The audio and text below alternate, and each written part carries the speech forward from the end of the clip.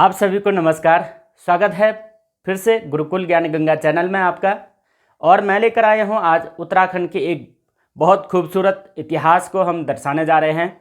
ऐसा इतिहास जिसने कि एक गौरवशाली साम्राज्य स्थापित किया था और कुमाऊं में इतना बड़ा साम्राज्य स्थापित किया कि कुमाऊं की संपूर्ण राजनीतिक यदि हम व्यवस्था पढ़ें तो उस राजवंश को यदि पढ़ेंगे तो हमें संपूर्ण कुमाऊं जानने को मिलता है। ये इतना खूबसूरत है कि आप कुमाऊं के राजनीतिक, आर्थिक, सामाजिक और सांस्कृतिक सभी प्रकार की व्यवस्थाएं इन लोगों से सीख सकते हैं। मैं बात कर रहा हूं लगभग 700 ईस्वी की, जिस समय की उत्तराखंड में राजनीतिक उथल पुथल चल रही थी। यानी एक तरफ कार्तिकेयपुर राजवंश के जो उत्तरवर्ती वंश थे कत्यूरी, वे लोग शासन कर रहे थे और एक और कत्यूरी वंश लगभग समापन की ओर था और उसी के साथ कुमाऊं में एक नई हलचल होती है और उस हलचल में एक कहीं दूर गंगा पार से एक राजकुमार आकर के कुमाऊं में ब्रह्मदेव की पुत्री से विवाह करता है, जिसका नाम की चंपावती था। और ब्रह्मदेव की पुत्री से विवाह करने के पश्चात उसने एक इतना बड़ा साम्राज्य स्थापित किया जिसने लगभग 1790 गोरखों के आक्रमण तक शासन किया। तो मैं बात कर रहा हूं उत्तराखंड के चंदवंश की, और यह चंदवंश संपूर्ण कुमाऊं पर शासन करता है। कुमाऊं के साथ साथ कई बार इसने गढ़वाल को भी जीता है। यानी ऐसा राजवंश जिसके कि सबसे पहले लिखित प्रमाण भी मिले हैं, और ऐसा राजवंश जिसने कई बार डोटी, मल, सोर, सिरा आदि कई राज्यों को जीत करके अपना गौरवशाली इतिहास कायम किया। तो आज बात करते हैं सीधा हमारे एक खूबसूरत इतिहास चंदवंश। देखो, लास्ट तक बने रहना, आपको इस वीडियो में आपको सीखने को मिलेगा और लास्ट तक बने रहें, यह गारंटी है कि आप बहुत खूबसूरत इतिहास सीख करके जाएंगे। हम बात कर रहे हैं चंद साम्राज्य की, यानी चंद राजवंश। चंद राजवंश का यदि इतिहास शुरू पढ़ें तो लगभग 700 ईस्वी से शुरू हो जाता है। ये कहा है इतिहासकार अजय रावत ने। तो अजय रावत के अनुसार 700 ईस्वी है, जबकि कई इतिहासकारों ने 685 ईस्वी भी बोला है। लेकिन हम अगर एग्ज़ाम में आए तो हम 700 ईस्वी करेंगे। अभी हमें बेस बनाना है एग्ज़ाम का। तो ये देख लें कि 700 ईस्वी में इसकी स्थापना हुई और संस्थापक थे इसके सोमचंद। अब सोमचंद के साथ यदि मैं बात करूं कि इस वंश में टोटल कितने राजा हुए, तो कुल राजाओं की संख्या यहाँ पर 62 होती है। और 62 राजाओं ने 700 ईस्वी से लेकर के 1790 ईस्वी तक शासन किया। चंद राजवंश का प्रथम लिखित प्रमाण अभय चंद के द्वारा लिखा गया था। यानी अभय चंद 28वां राजा था। और उससे पहले का जो इतिहास है वह हमें किसी अन्य स्रोतों के माध्यम से पता चलता है। यानी बहुत ही कम जानकारी इनसे प्राप्त हो पाती है।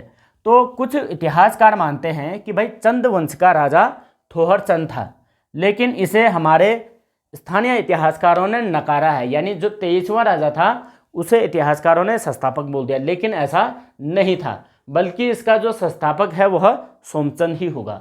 यह हम कंठस्थ याद रखें। पहला राजा हमारा सोमचंद हो जाता है, उसके पश्चात अंतिम राजा हो जाता है महेंद्र चंद। तो सोमचंद से लेकर के महेंद्र चंद तक कुल 62 राजाओं ने शासन किया है। और 62 राजाओं की बात करें तो 62 राजाओं में इस कुमाऊं के राजवंश में 2 राजधानियां रही है। पहली राजधानी चंपावत रही है और दूसरी राजधानी अल्मोड़ा। चंपावत और अल्मोड़ा की राजधानियों के गौरवशाली इतिहास को अभी हम पढ़ रहे हैं। तो हम शुरुआत करते हैं इनकी प्रथम राजधानी से। प्रथम राजधानी चंपावत थी। और प्रथम राजधानी की बात करें उससे पहले हम एक इस डायग्राम को समझ लेते हैं। ये एक चित्र है, इस चित्र के माध्यम से आप सभी जानकारियां हासिल कर सकते हैं। और यहाँ से हमें पता चलेगा कि सोमचंद कौन था, कहाँ आया, क्या किया और किस तरीके से इसने कुमाऊं में चंदवंश की नींव रखी थी। दरअसल ये जो सोमचंद था, आप यहाँ तस्वीर देखिए, ये 1 नंबर मैंने लिखा हुआ है, एकदम सोने के कुंडलों वाला और राजमुकुट पहने हुई और गले में मालाएं। यानी ये एक राजघराना परिवार से ही था, एक राजकुमार था। और दरअसल ये सोमचंद था कहाँ से? सोमचंद था इलाहाबाद में, यानी जिसे अब प्रयागराज कहते हैं। प्रयागराज में गंगा पार से, यानी गंगा से पल्ले छाल पर उस छाल में झूसी नामक जगह से ये था। दरअसल झूसी को प्रतिस्थानपुर भी कहा गया है। तो इस प्रतिस्थानपुर से ये सोमचंद कुमाऊं आया था। दरअसल ये कुमाऊं तो क्या, ये यहाँ से आता गया और कुमाऊं के चंपावत होते हुए ये सबसे पहले बद्रीनाथ आया था दरअसल। और बद्रीनाथ क्यों आया था? भगवान बद्रीश के दर्शन करने। और भगवान बद्रीश का जब ये दर्शन करने आया था तो अपने साथ एक अपना पुरोहित भी लाया था जिसका नाम था हरिहर पांडे। ये क्वेश्चन आता है कि किस पुरोहित को लेकर के सोमचंद बद्रीनाथ यात्रा पर आए थे? तो हरिहर पांडे पुरोहित को लेकर के। अब जैसे ही ये यहाँ से बद्रीनाथ पहुंचा तो इनकी मुलाकात हो जाती है ब्रह्मदेव से। और ये ब्रह्मदेव कौन था? दरअसल ब्रह्मदेव कत्यूरी राजवंश का अंतिम शासक था। और कत्यूरी राजवंश का अंतिम शासक ब्रह्मदेव, जिसके की पुत्र नहीं थे बल्कि उनकी एक पुत्री थी चंपावती। अब चंपावती को एक ऐसा लड़के की तलाश थी उन्हें कि जो एक राजकुमार भी हो, जो कि उनके आने वाले राजवंश को भी संभाल सके। यानी ऐसे राजवंश का एक राजकुमार चाहिए था जो कि राजनीतिक रूप से भी मजबूत हो और वह शासन संभाल सके। तो उसी दौर होता क्या है कि सोमचंद यहाँ से बद्रीनाथ यात्रा पर आता है और ब्रह्मदेव से मुलाकात हो जाती है। और ब्रह्मदेव से जैसे ही मुलाकात होती है तो ब्रह्मदेव ने अपनी पुत्री चंपावती का विवाह करा दिया। और चंपावती का विवाह करके इन्होंने दहेज में लगभग 300 नाली जमीन इन्हें दान दे दी। और वो 300 नाली जमीन कहाँ दी? यहाँ चंपावत में। और ये चंपावत उस दौरान में ब्रह्मदेव की एक सैन्य कोतवाली भी थी। और ये सैन्य कोतवाली किसके अंतर्गत आती थी? सिरा राज्य के अंदर, क्योंकि ब्रह्मदेव ने सिरा राज्य बसाया था। यानी ये जो कोतवाली थी, इस कोतवाली को भी ब्रह्मदेव ने पहले मल्लों से जीता हुआ था। और ये मल्ल कौन थे? ये मल्ल भी हमारे कार्तिकेयपुर राजवंश के ही वंशज थे, जो कि यहाँ बसे हुए थे मल्ल, यानी नेपाल के डोटी क्षेत्र में। तो नेपाल के डोटी क्षेत्र में जो मल्ल बसे हुए थे उनका ये राज्य था। कौन सा? ये कोतवाली, जो कि चंपावत था। और यहाँ चंपावत ये ब्रह्मदेव ने जीता हुआ था और ब्रह्मदेव ने दहेज में दे दिया अपने दामाद और पुत्री को। और लगभग 300 नाली जमीन दी और वहाँ पर बसाया इस सोमचंद ने चंदवंश। और चंदवंश की शुरुआत जैसे इसने करी तो चंदवंश की शुरुआत करने के लिए इसने एक भव्य किला बनाया और उस किले का नाम दिया राजबुंगा का किला। और राजबुंगा का किला कहाँ पर बनाया? चंपावत में, जो कि पहले किसकी कोतवाली थी? ये थी ब्रह्मदेव की कोतवाली। यहाँ पर ये राजबुंगा किला बनाता है, इस तरीके से खूबसूरत किला। और इतना खूबसूरत किला बनाता है और इस किले की सुरक्षा के लिए चारों ओर से कुछ किलेदार बसाता है। और इन किलेदारों को चार खाम कहा गया, क्योंकि चार होते थे, चार जातियाँ इसने बसाई और इन चारों को चार खाम कहा जाता था या चारण कहा जाता था। इन चार खामों के नाम थे, एक तड़ागी था, बोरा था, कार्की था, चौधरी था। कहते हैं कि ये लोग तो यहीं चंपावत से ही थे, लेकिन ये जो चौधरी थे इन्हें ये नेपाल से बुला करके लाया था। और इन चारों को बसाने के पश्चात इसकी किला की सुरक्षा भी होगी। और किले की सुरक्षा के साथ साथ इसका जो राजपाट था, जो शासन था, खूबसूरत तरीके से चलने लगा। और इन चार खामों में से तड़ागी बहुत मजबूत थे और बड़े योद्धा टाइप के भी थे। तो सोमचंद क्या करता है कि इन तड़ागियों को लेकर के इस पिथौरागढ़ के एक क्षेत्र में जाता है, यहाँ ऊपरी पिथौरागढ़ क्षेत्र में, पिथौरागढ़ के दोनकोट में जाता है। और दोनकोट में एक रावत नामक राजा को पराजित करता है। तो सोमचंद का मात्र एक ही युद्ध इतिहास में देखने को मिलता है कि सोमचंद ने रावत नामक राजा को हराया था, जो कि दोनकोट का था। और इस तरीके से इसने यहाँ पर चंपावत में उसके पश्चात अपने राज्य की स्थापना कर दी, जो कहलाया चंद राजवंश। यही चंद राजवंश। और इस चंद राजवंश की स्थापना इसने 700 ईस्वी में की। और कहाँ की? चंपावत में। यहाँ पर एक नदी चंपावती नदी भी कहते थे। और इस चंपावत का नाम भी चंपावती की वजह से पड़ा, जो चंपावती इसकी पत्नी हुई और पुत्री किसकी थी? ब्रह्मदेव की। और ब्रह्मदेव कौन था? कत्यूरियों का अंतिम राजा। तो ये होगी हमारी शॉर्ट स्टोरी एक चित्र के माध्यम से। पहले गंगा पार झूसी से आया था और गंगा पार से कहाँ आया था? ये बद्रीनाथ यात्रा पर। उसके पश्चात इसने ब्रह्मदेव से मुलाकात करी और उनकी पुत्री से शादी करके चंदवंश की स्थापना कर दी।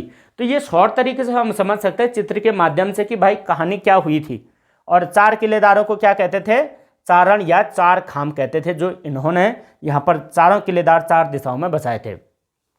आइए कुछ और बात करते हैं सोमचंद से रिलेटेड। देखो, सोमचंद 700 से लेकर के 721 ईस्वी तक शासन करता है। कुल मिलाकर के 21 वर्षों का इसने शासन किया। 21 वर्षों तक इसने यहाँ चंपावत में राजबंगा किला बना करके शासन किया था। और बात करें ये कौन था? किसी राजवंश का था, लेकिन किस राजवंश का था? तो यहाँ देखिए कि प्रयाग के चतपालपुर का राजवंशज था। कहाँ से? प्रयाग, जो कि यहाँ पर इलाहाबाद यानी अब प्रयागराज हम कहते हैं। तो प्रयागराज के चतपालपुर नामक राजा का वंशज था और कन्नौज राजा का भाई भी था।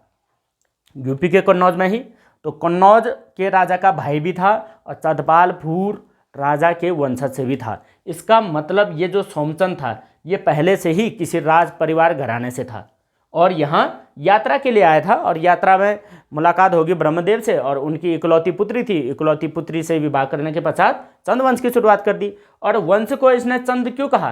क्योंकि इसका स्वयं का नाम सोमचंद था, इसलिए अपने नाम से ही इसने वंश की शुरुआत की। ये इतिहास में हुआ है, अपने नाम से वंश की स्थापना करते हैं। फिर उसके बाद क्या होता है कि यह एक स्वतंत्र शासक नहीं था। अब क्यों नहीं था? क्योंकि उस समय इसका समकालीन एक राजा था नेपाल का, मल्लों का राजा। मल्लों का राजा था जयदेव मल्ल।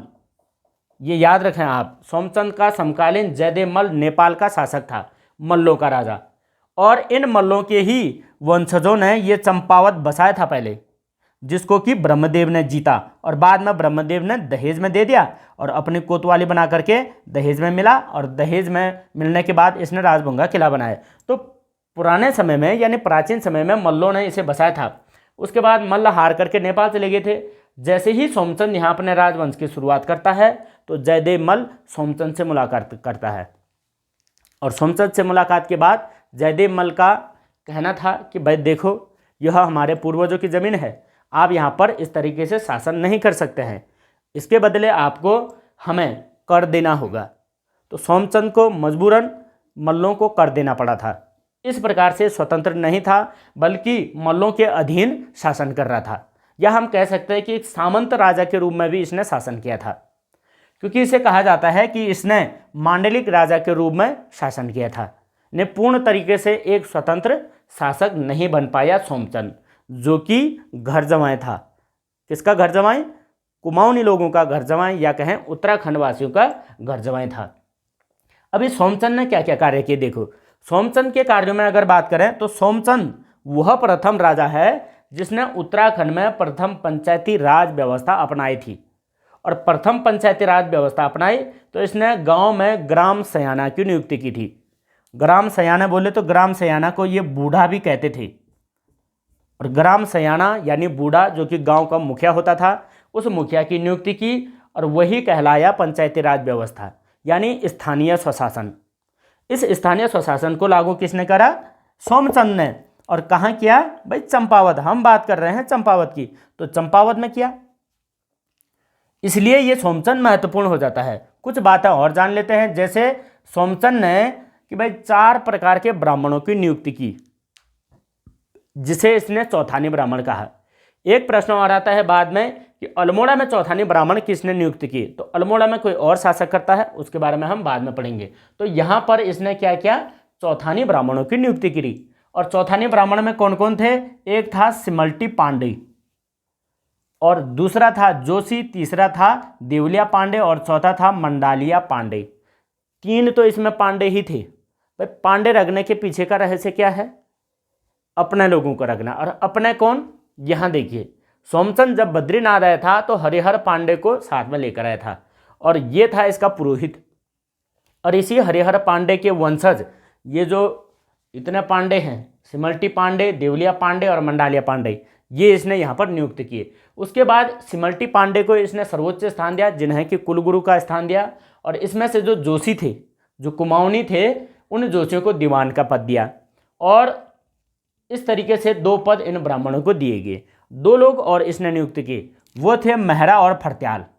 इन मेहरा और फरत्यालों का कुमाऊं के चंद वंश में बहुत बड़ा इतिहास है, वो आगे जा कर के अन्य राजाओं के साथ हम पढ़ेंगे।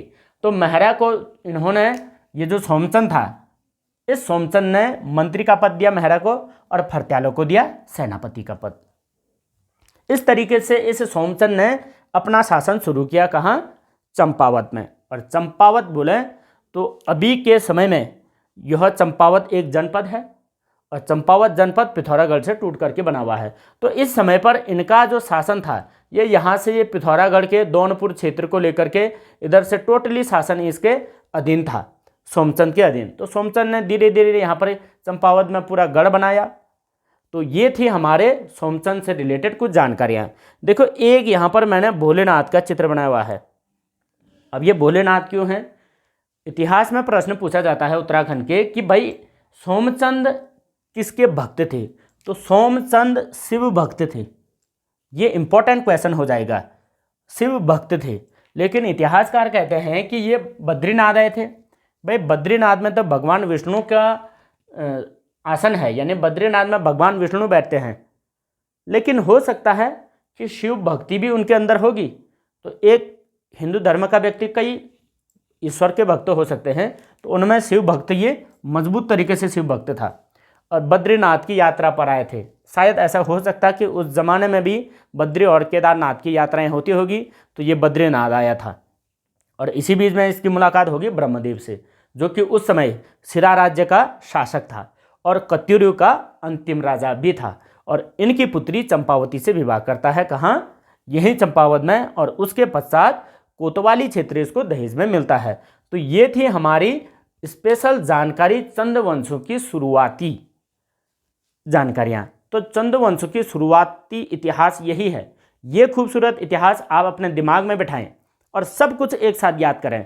देखो एग्जाम को क्लियर करने के लिए हमें की पॉइंट के हिसाब से देखना होगा।